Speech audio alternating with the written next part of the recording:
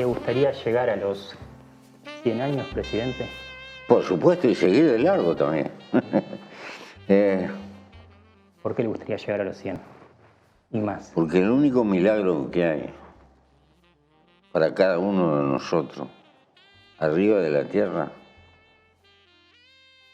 es la aventura de haber nacido. Como es algo tan cotidiano, tal vez no le damos valor. No se valora. Pero había 40 millones de probabilidades de que le tocara a otro, y nos tocó a nosotros. Así que es una aventura de la nada hacia la nada. El mientras tanto es esto. Y me gustaría, si la muerte se puede representar con aquella imagen del partido de ajedrez, el caballero en la costa, le diría a esa señora, por favor, señora, sirva otra vuelta. Pero a pesar de todo, usted se jugó la vida por una causa. Sí. Tal vez los humanos, la naturaleza nos puso conciencia, siempre andamos buscando un sentido de la vida. Algunos han dado una respuesta mística a lo largo de la historia, más allá. Otros tal vez inconscientemente nos queremos prolongar en una causa tras el sueño indeleble de ayudar a construir un mundo un poquito mejor que aquel en el cual hemos nacido. Tal vez no somos totalmente conscientes, pero tal vez hay un algo de amor a la vida que nos maneja. ¿Cree en el destino? ¿Cree que usted vino a esta vida a algo? Yo no tengo ninguna creencia más allá del milagro de la vida. Pero tengo un tremendo respeto por la gente que cree. ¿Por qué?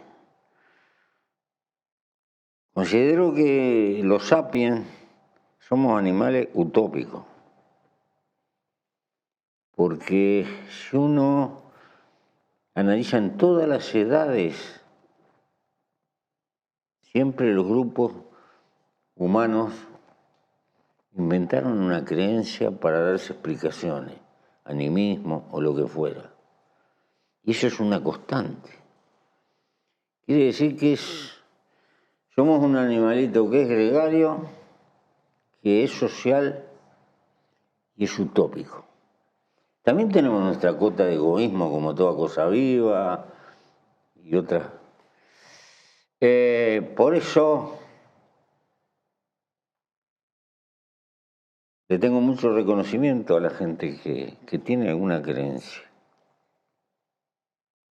Mujica, si alguien le afirmara en este momento que Dios es real, ¿le gustaría tener un encuentro con él, un mano a mano, en un café?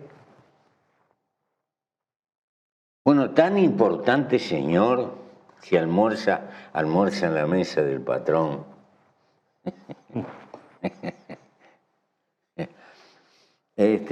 Justamente se murió Troilo. No puedo creer en Dios. Hay sujetos que no debían haberse muerto. ¿Quién más? Hay muchos.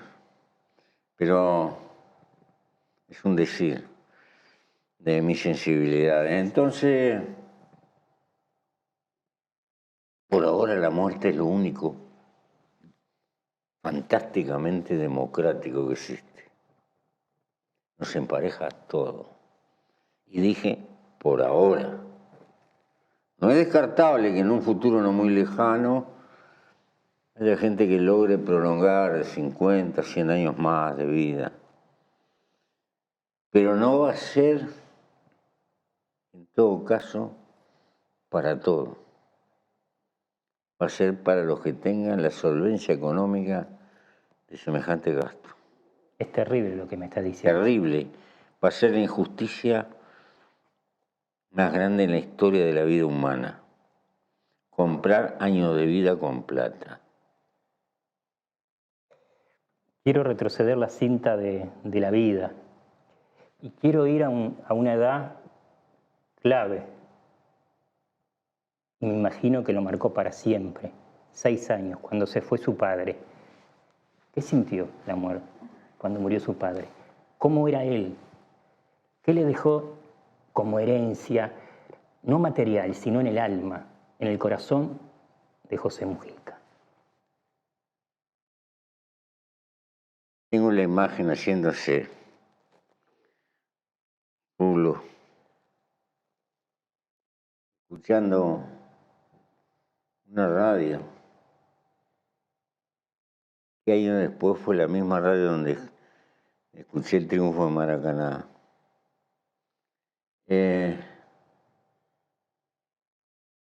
Seguramente que me dejó cosas y me dejó un vacío gigantesco porque se fue cuando se empezaba a despertar en la vida. Me quedan algunas imágenes. Fui al estadio un par de veces con él. Me llevó de niño.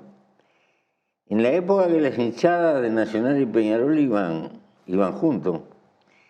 Y cada cual gritaba su grito y lo demás, y se compartía todo lo demás. Lo que habla a las claras que en materia de valores hemos retrocedido bastante. Lo tengo presente. Tengo presente, mi padre trabajaba en una balanza de vialidad que estaba frente a mi casa. Cuando venía a jugar a la Argentina, venían los ónibus de Honda que eran chiquitos, llenos de argentinos gritando. Y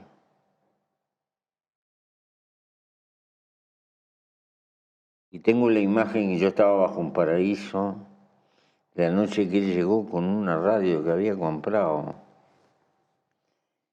En aquella época teníamos pocas cosas. Era difícil comprar. Era una Edison, un mueble gigantesco. Y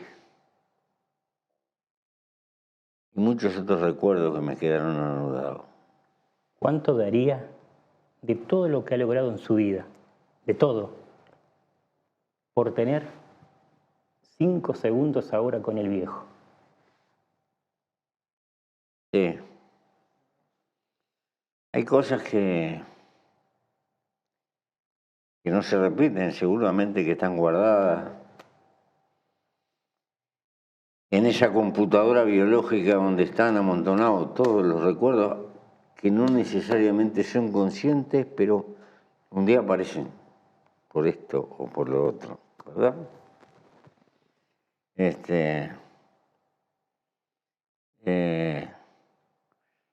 Y alrededor de mi padre muchos nombres que ya no están. Mi barrio era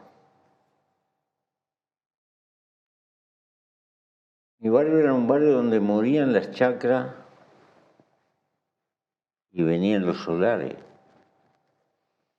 Era la época donde los trabajadores usaban pantalones de brin y gorras, y compraban un celularcito y se iban haciendo una casa de a pedazo a lo largo de mucho tiempo.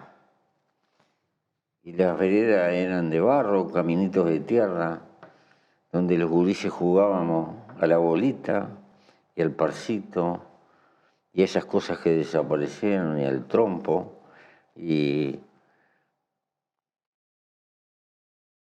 el valero. Y un poquito más grande hacíamos carreras de petizos porque nos dábamos el lujo de tener un caballito. Sin embargo, para jugar al fútbol teníamos que jugar con pelota de trapo porque era muy bravo tener una pelota de fútbol. Tengo que ir a la pausa. Lucy, su madre, en una frase.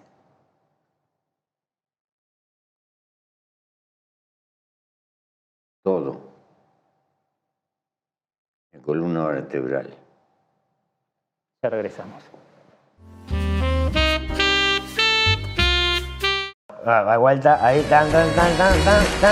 Es un honor formar parte de Caras y Caretas TV, donde hay lugar para todo tipo de contenido y también para el humor. ¡Sumate!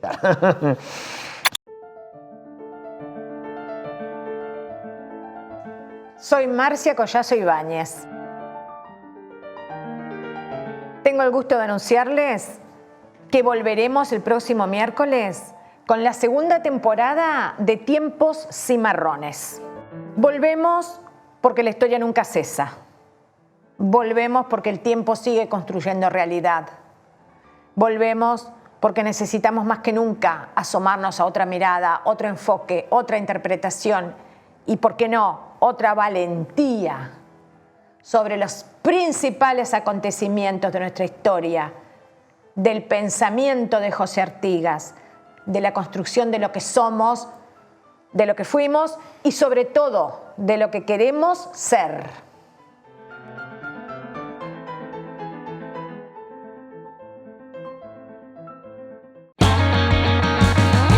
Las variedades que trajimos son esta, que es la Emerald, la que tenemos aquí. Tenemos una variedad que se llama Legacy, siempre pensando en poder escalonar la producción, ¿no? El tomate tiene que ser con gusto, por eso lo hago en esta época. Es el tomate de estación, porque ese tomate de plástico que sale en julio no tiene sabor a nada. Y acá se trata de sabor. Muy diverso es el agro uruguayo, que vamos a estar mostrando la cantidad de actividades que engloba esa frase, el agro, el agro, el agro, el agro.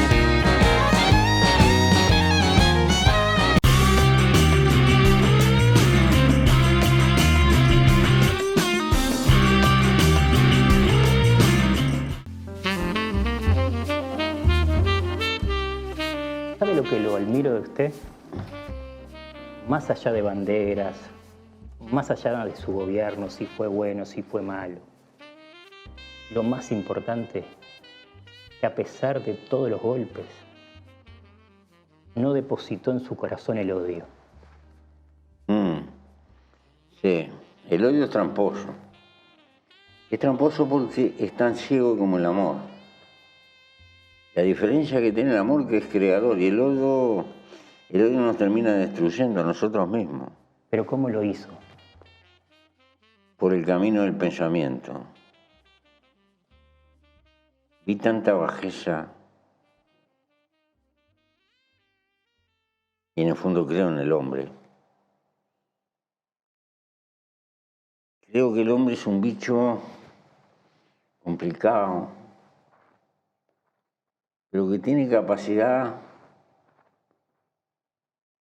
por tener conciencia, de incidir sobre sí mismo y contribuir a autoconstruirse un poco mejor. No es sencillo, pero hay que conservar el oficio de la misantropía, de mirar para adentro, de hablar con uno mismo. A mí los años no de preso, los años que tuve en condiciones totalmente rareado, casi sin visita, solo. Me doble castigaron, tuve 7 años sin libro. Terminaron siendo los años más fecundos de mi vida. Porque para no ponerme loco, empecé a galopar para adentro. ¿Y qué me había pasado? Cuando era un gurizote de 18 años, 19 años, leía mucho. Era pobre y me venía a una biblioteca que había en la Facultad de Humanidades. Me pasaba 6 horas todos los días, porque el ónibus que yo tomaba salía de ahí. Me salía barato ir y venir. Pasaron años después. Eso me duró como 4 años. Después cuando estuve solo empecé a darle vuelta. Porque una cosa es leer y otra cosa es rumiar. Ya en otra etapa de la vida y otra perspectiva. Y fue remodelando mi carácter y mi manera de ver las cosas. He llevado unos buenos tortazos por esa manera. Porque hay gente que le parece que tengo que odiar. No es que pasé. Tengo un montón de balazos y cosas por el estilo. Pero hay una cuestión social. Fulano puede tener una deuda y hay que castigarlo. Pero alrededor de fulano hay gente que siente y que palpita, que no tiene nada que ver con esa deuda. Y cuando estoy castigando a este, también estoy castigando de garrón a los otros. Con lo cual multiplico la escalera del odio. Hay mucha sabiduría en aquella verdad bíblica de poner la otra mejilla. Eso no es debilidad. Eso es apuntar lejos. Creo que en el fondo, aunque no lo quiera reconocer, Dios está cerca, suyo. Es posible que esté. Lo que pasa es que el universo es tan grande y conmovedor.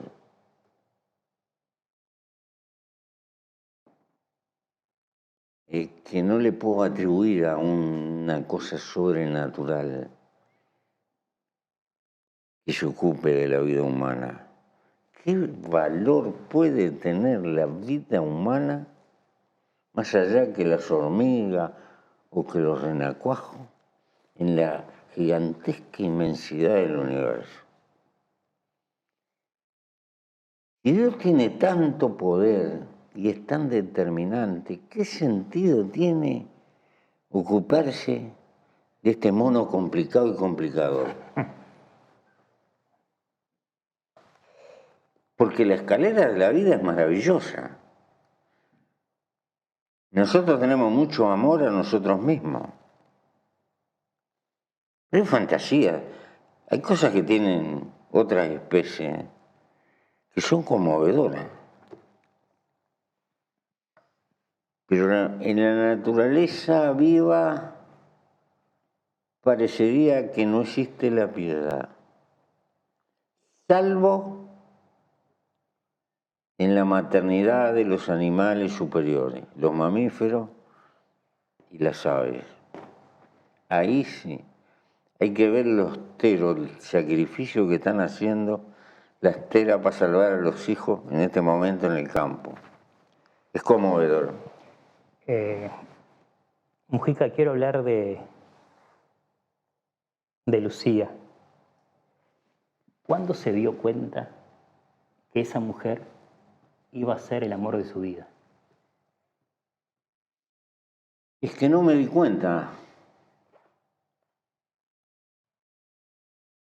En alguna medida era un caballero andante y de sopetón. El peligro, la noche, la soledad nos juntó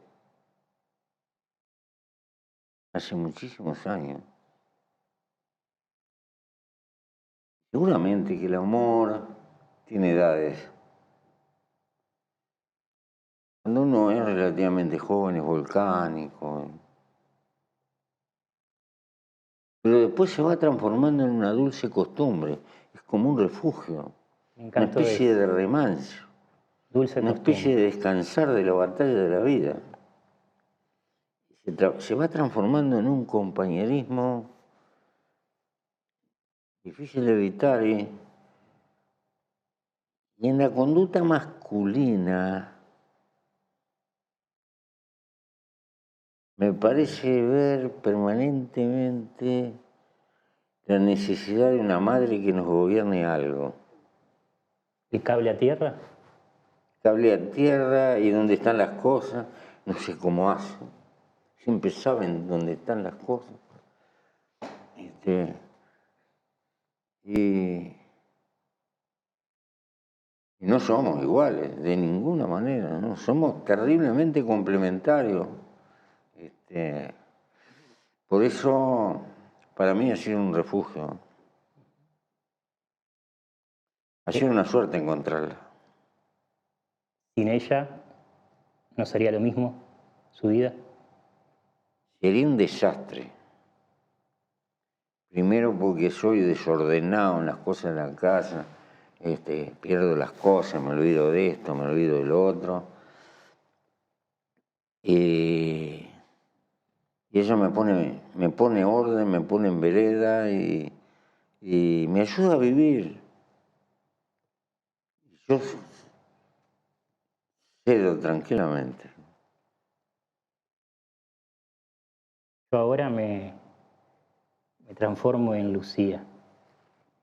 Acá está Lucía, su compañera, su amiga, su amante, su mujer. ¿Qué le gustaría decirle? ¿O qué le gustaría preguntarle? Que nunca, jamás le dijo. Porque los hombres tenemos eso, lamentablemente a veces de cobarde, de no decir las cosas en el momento. ¿Qué le gustaría decirle ahora? Acá está Lucía. Qué pena no haberte encontrado antes. Ya regresamos. Da vuelta, ahí, tan. Es un honor formar parte de Caras y Caretas TV, donde hay lugar para todo tipo de contenido y también para el humor. ¡Sumate!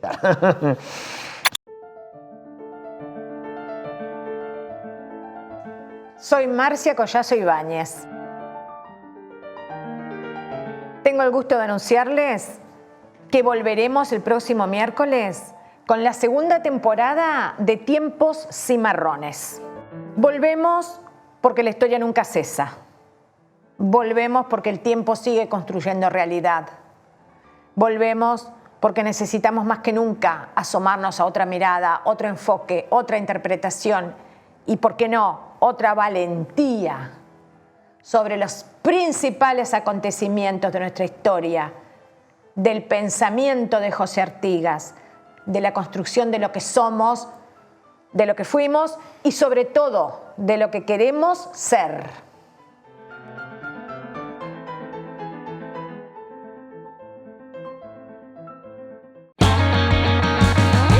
Las variedades que trajimos son esta, que es la Emerald, la que tenemos aquí. Tenemos una variedad que se llama Legacy, siempre pensando en poder escalonar la producción, ¿no? El tomate tiene que ser con gusto, por eso lo hago en esta época. Es el tomate de estación, porque ese tomate de plástico que sale en julio no tiene sabor a nada. Y acá se trata de sabor.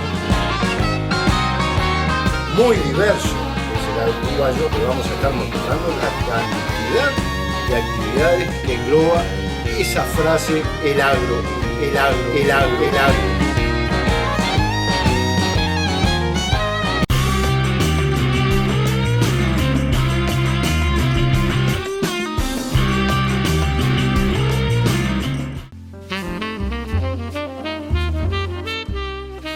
¿Qué es la muerte, José? Es el camino de la nada. Tal vez el contrapunto de la vida que hace más hermosa la vida. porque naturalmente la vida siempre está en riesgo, es algo que se pierde. Y si no estuviera la muerte, probablemente se transformaría en una cosa aburrida. Aunque interiormente quisiéramos vivir todo lo posible. Vaya contradicción la nuestra.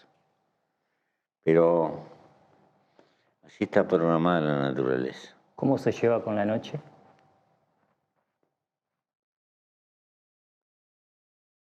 Todavía soy de los que mira al cielo a veces. Lo valora, tal vez porque pasó mucho tiempo sin Pasé vivirlo. mucho tiempo sin poderlo ver. Y seguramente que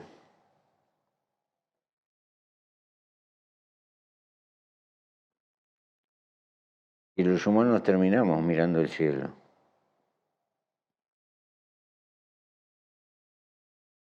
Inventamos más allá, inventamos cultura, los monumentos más fantásticos que ha construido la humanidad están relacionados con la muerte.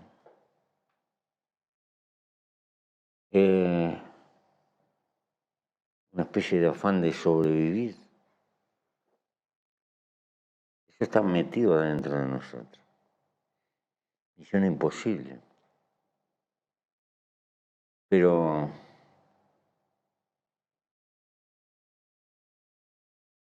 al final, como dice Tirso, cuando pienso que me voy a morir, tiendo la capa y me acuesto a dormir.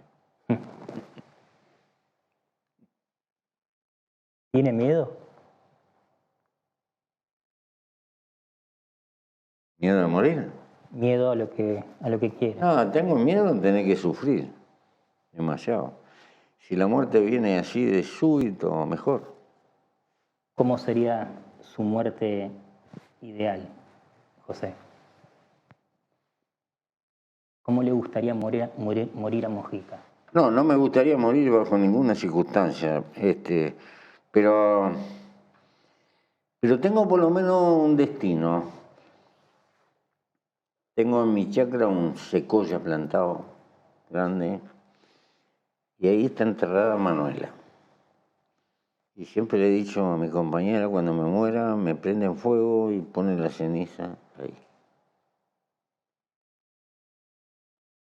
Nada de tumbas y todo eso, para complicarle la vida a la gente. Pero en mi manera personal no me río de la gente que tiene otras creencias. ¿Sigue creyendo en las utopías? Sí, sí.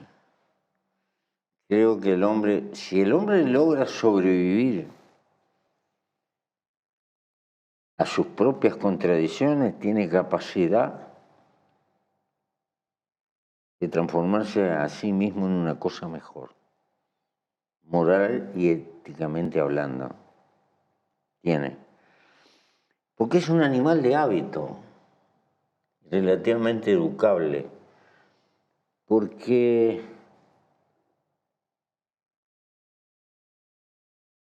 esta forma de vivir,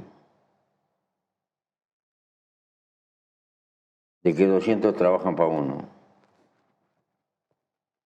eso lo inventó el devenir de la civilización. El Sapiens se movió durante más de 200.000 años, en grupo humano de 30, 40 bandas, donde la propiedad en todo caso era transitoria y comunal, Pero hace unos 30.000 años empezó la revolución agrícola y allí empezó a construirse la idea de lo mío y lo tuyo, la elaboración del Estado, la aparición de las clases sociales, el que unos hombres trabajen para otros. Eso era inadmisible en la naturaleza. No es una construcción de la naturaleza, no es un orden divino, no es un orden natural. La manera natural de funcionar, el Sapiens ha funcionado mucho más en comunidades. Parecido a esto lleva unos 30.000 años, 200.000 años cuando arrancó de la sábana africana. Era otro tipo de organización social y todo lo demás. Entonces, si el hombre la construyó, el hombre puede construir cosas mejores. Pero tiene que sobrevivir a sus propias contradicciones. Allí está. Creo que no hay nada laudado. ¿Le encantaría volver a tener 6 años, 5 años? Sí, claro. ¿Cuál fue el primer sueño que tuvo el niño José Alberto? ¿Se acuerda?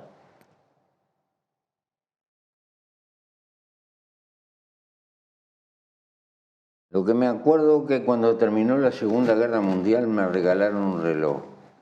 El primer reloj que tuve. Era una fiesta colectiva en un país, lo llamaban la Suiza de América,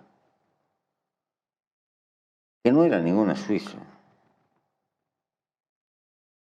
Pero comparativamente fue una época que el Río de la Plata tenía un per cápita como Francia o como Bélgica. En ese Uruguay ambicionábamos poder ir al liceo o a la escuela industrial, capacitarnos un poco, comprar algún chiche. La tengo en el galpón tirada en un rincón, una heladera de General Electric, que tenía que pagar 12 pesos por mes a un comercio de unos vascos que estaban en el cerro.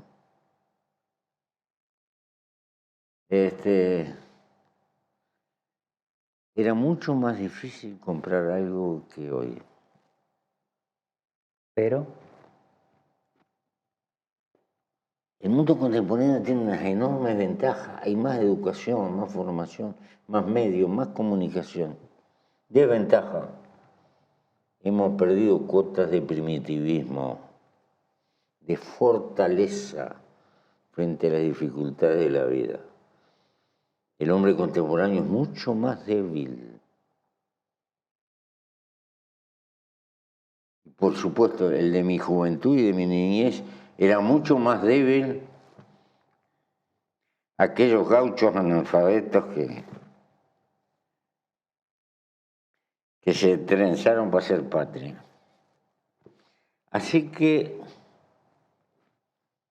nada es tan, ¿verdad? salimos del canal. Salimos. Nos vamos al boliche que está en la esquina.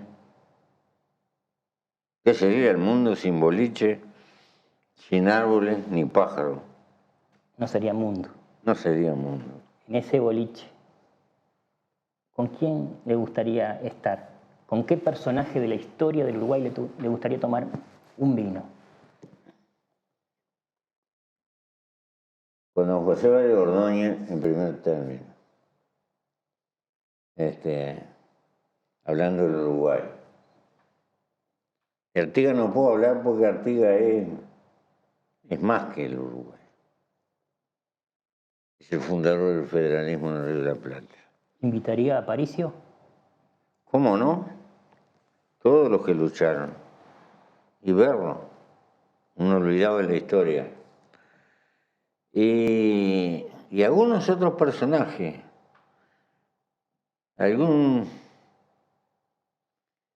Mire, hace unos años andaba por Rivera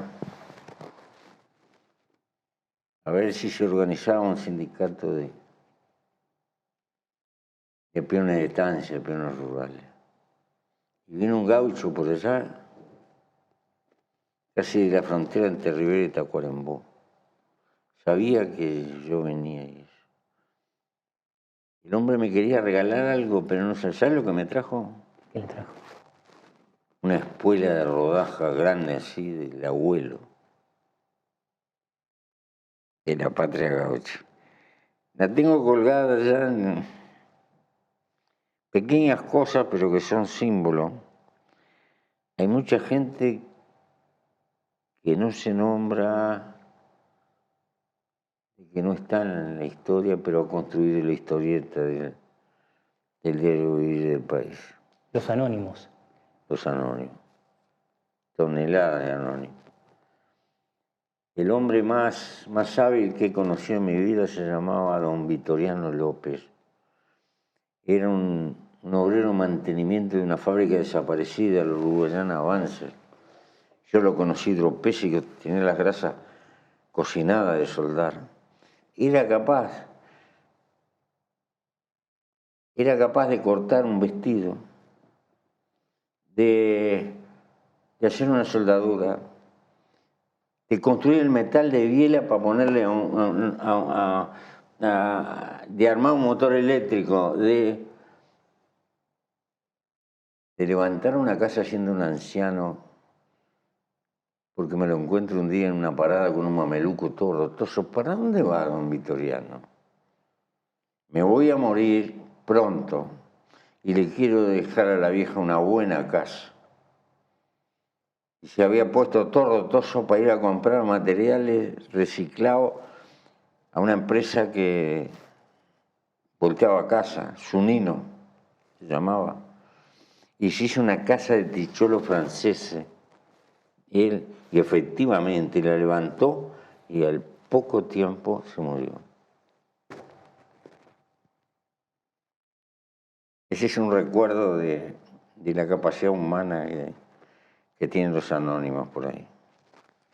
La última pregunta. ¿Qué hay a este lado del paraíso? La esperanza. Me va a tener que disculpar, pero como hombre de fe, quiero decirle que Dios los bendiga y mucha vida. Muchas gracias.